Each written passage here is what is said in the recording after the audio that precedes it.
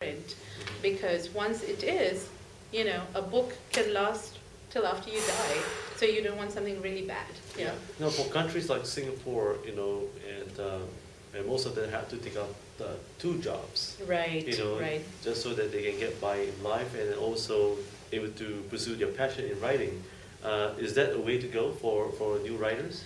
I think that, it's inevitable. Like in America, a lot of people work in academia and they teach and they write, okay? So sometimes they're lucky enough to do it in the same job. Now for me, my sociolinguistics work is very different from my creative writing. So obviously you have to kind of balance that. People like Stephen King, who's written a wonderful, memoir, and, his book is titled On Writing. And I really advise all new writers to read that. Talks about how he was doing, many jobs until his carry took off. So I think all beginning writers have to be prepared for that, because nobody just makes money from day one. So you have to balance these two careers, but you have to make sure that you do give your writing priority in your life. And that is up to you how you do it. So everyone has to pay their dues first. Absolutely. There are no shortcuts, and there is never a perfect moment where anything you write gets accepted. I'm sorry. It's not going to happen. Now, what's next for you? I finished my second novel. It's titled Finding Pia, and it's right now with my agent. So, okay. She's kind of sending it out to all over the place. And I'm working on my third novel, but yeah. Could you tell us a little bit about your second novel? Yeah, my second novel is actually about, it's set in India, and it starts off with an American woman of Indian descent traveling to India and then kind of getting lost in a small city. Getting lost? Oh, wow. Yeah, she gets... did you get lost before? I think I took the storyline from a Bollywood movie. What inspired you to write that? Well, actually, I had read an article about how...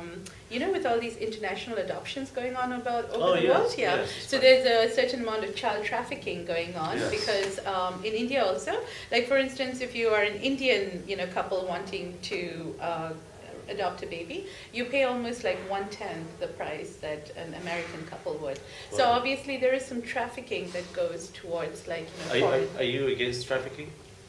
I'm against trafficking in that sense because I think it's a child rights issue. The child is never given a choice, and some of them are, sort of given up at ages at which they understand that they'll be leaving their families, So the child is never asked whether he or she would prefer to live in another country or grow up with their siblings.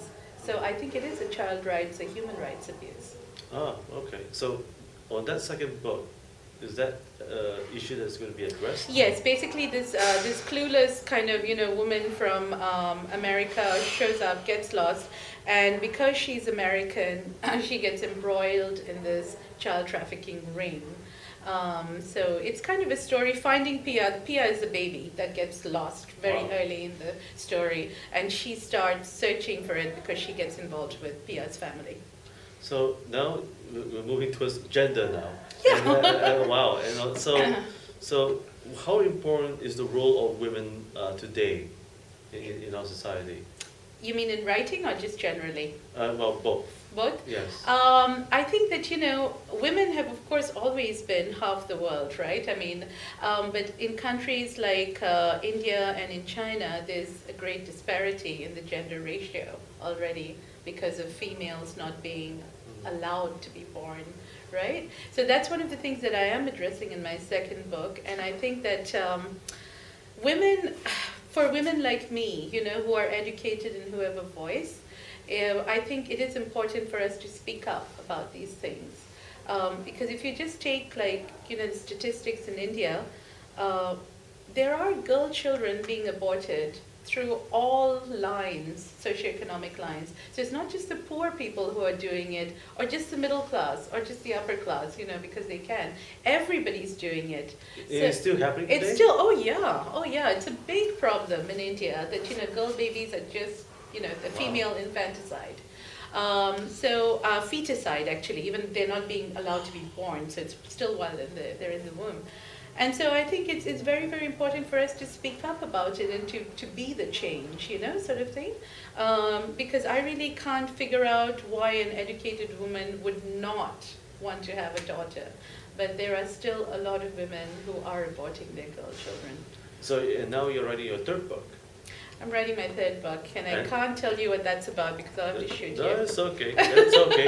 But for your second book, are you going to do a tour on the issues of women? I hope so. I think one of the reasons that my agent is very excited about it is that it is a very, everybody knows about adoption all over the world now because it's, even fertility is becoming Yes. such an issue. And plus, it's international and it touches on women's rights and women's trafficking. Oh yeah. So I think I would, but I don't know when it's coming out. Hopefully. You don't know when it's coming out? No, I don't know. Oh, come on. She's marketing it. She's marketing it. You are keeping that secret from me. That's okay. No. But do tell us when that's coming out I will. soon. I And will. folks, thank you for joining me here at the National Queen's Choice. And with our guest, Ms. Dipika, who has just released her book, 100 Demons, and also her next upcoming book. And Ms. Dipika, thank you for joining us. And, Thank you, And Robin. have a good week ahead. And do also get her book on Amazon. So, once again, Robin Stienberg, thank you for joining me. Thank you. All right. All right. Is that okay? Oh yeah, that was great. Well, you can edit it later on. But tell me, how come you have a name like Steinberg?